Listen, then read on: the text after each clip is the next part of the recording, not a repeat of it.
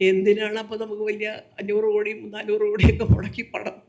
ഇതുപോലത്തെ ഒരു 4-5 പടം എടുത്ത് ഒന്നാമത്തെ കാര്യം ഞാൻ തുറന്നു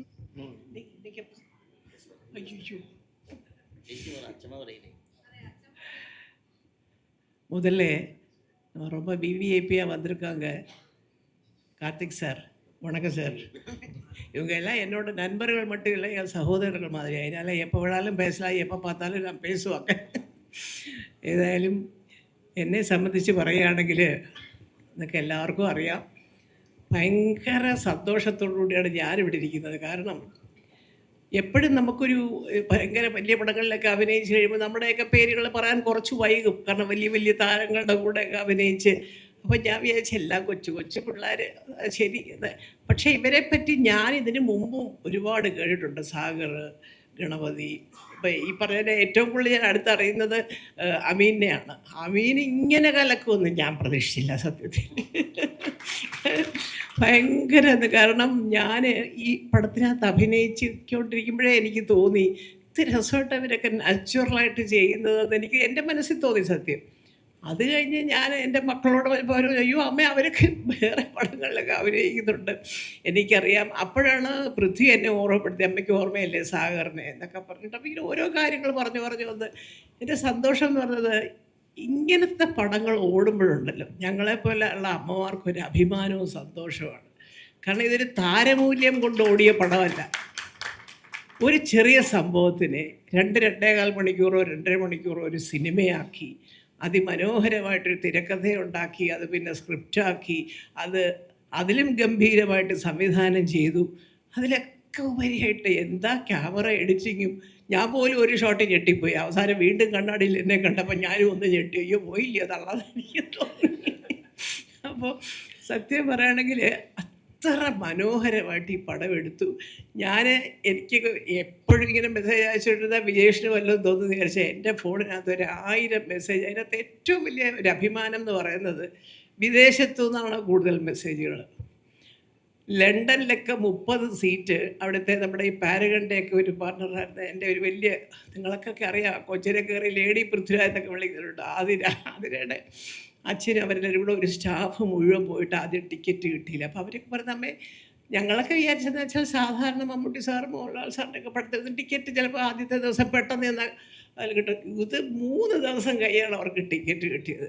അപ്പോൾ അവർ പറഞ്ഞു അപ്പോൾ എന്തോ കാര്യമായിട്ട് ഈ പടത്തിലുണ്ട് എന്ന് ഞങ്ങൾക്ക് മനസ്സിലായി. പക്ഷേ കണ്ടപ്പോഴാണ് അറിയുന്നത് ഒരു ഫ്രെയിം പോലും ബോറടിക്കാതെ, ആർക്കും ഇൻ്റർവെല്ലിനൊന്നും പുറത്ത് പോകണ്ട, പെട്ടെന്നെങ്ങാനും കയറി വന്നാലോ പടം എന്ന് വിചാരിച്ചിട്ട് അവിടെ തന്നെ എല്ലാവരും ഇരിക്കുകയായിരുന്നു. അത്ര നല്ലൊരു പടം. ഇങ്ങനത്തെ പടമൊക്കെ വരുമ്പോൾ നമുക്കൊരു ഭയങ്കര ത്രില്ലാണ്. ഈ സ്ഥിരം കണ്ട സാധനങ്ങൾ എന്തിനാണ് അപ്പോൾ നമുക്ക് വലിയ 500 കോടിയും 400 കോടിയൊക്കെ മുടക്കി പടം?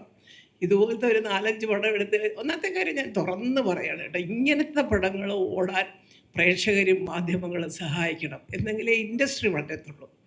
പറയുമ്പോൾ ഡയലോഗാണ് ചിലർക്ക് എല്ലാം പറയാമെങ്കിലും എത്ര പേരാണെന്നറിയാം ഈ തൊഴിലിൻ്റെ പുറകിൽ ജീവിക്കുന്നവർ.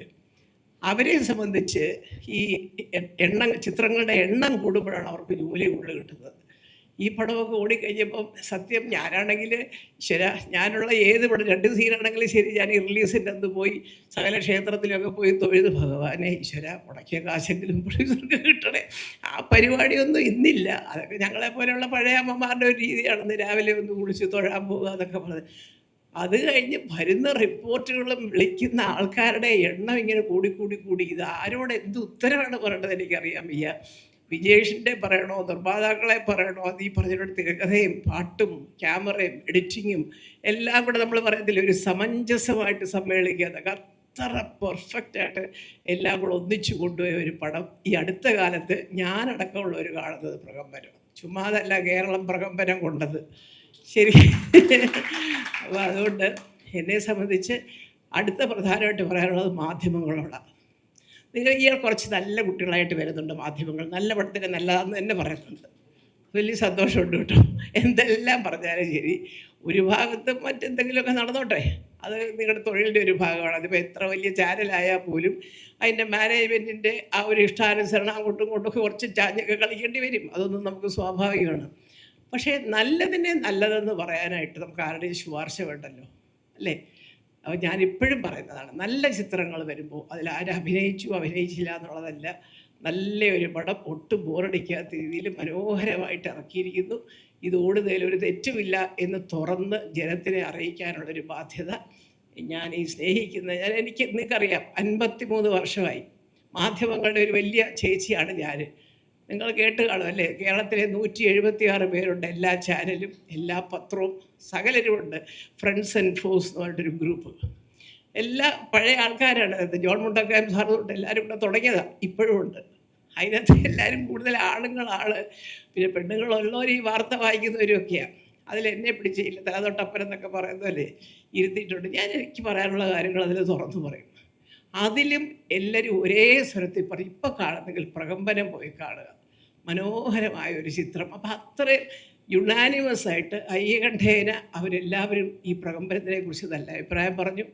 അതുകൊണ്ട് എനിക്ക് എല്ലാവരോടും ഒരുപാട് നന്ദിയും സ്നേഹവും കടപ്പാടുമുണ്ട്. ഇനി ഇതുപോലെ പ്രേതം പിടിച്ച അച്ഛമ്മ വരണമെങ്കിൽ എന്നെ തന്നെ വിളിക്കണം, വേറെ ആരെയും വിളിക്കല്ലേ. വിജേഷ്, ഇനി പ്രേതം കയറുന്ന അച്ഛമ്മമാരുള്ളപ്പോൾ വിളിക്കണേ കേട്ടോ. അതുകൊണ്ടല്ല കേട്ടോ ഞാൻ തമാശയൊക്കെ പറഞ്ഞെങ്കിലും നല്ല ഒരു പടം അഭിനയിച്ചു, അത് നന്നായിട്ട് ജനം ആക്സെപ്റ്റ് ചെയ്തു എന്ന് പറയുന്നത് ഏത് പ്രായത്തിലും ഒരു ആർട്ടിസ്റ്റിനെ സംബന്ധിച്ച് ഒരു നിറവാണ് മനസ്സിന്. അത് എന്നെപ്പോലെയുള്ളവർക്ക് അത് തുറന്ന് പറയാനും ഉള്ളൂ. അല്ലാതെ ഒരേ സമയത്ത് ചാടി 5 ഞങ്ങളൊക്കെ വല്ലപ്പോഴും ഒരു പടം അഭിനയിച്ചു, പിന്നെ അടുത്ത വരുന്നത് ഇതെന്താ വേഷം, എത്ര സീനുണ്ടെന്നല്ല, ആ 4 സീനാണെങ്കിൽ ആ പടം കണ്ടിട്ട് അയ്യോ നിങ്ങളാ മുമ്പത്തുള്ള കേട്ട കൊള്ളാം എന്ന് പറയുമ്പോൾ നമ്മളെ ശ്രദ്ധിച്ചു എന്നുള്ളതാണ് അതിൻ്റെ ഒരു അർത്ഥം. അതാണ് ഞാൻ പറയുന്നത്. ദൈവം അനുഗ്രഹിക്കട്ടെ. ഇതേ പ്രൊഡക്ഷൻ കമ്പനിയിൽ ഇനിയും ജനത്തിന് ഇഷ്ടപ്പെടുന്ന ഇതുപോലെയുള്ള, കാരണം ഇതിന് കഥ എന്താണെന്ന് ചോദിച്ചാൽ അതൊക്കെ എല്ലാവർക്കും അറിയാം. നിസ്സാര സംഭവത്തിലൂടെ വളർന്നു വരുന്ന ഒരു കഥയാണ്.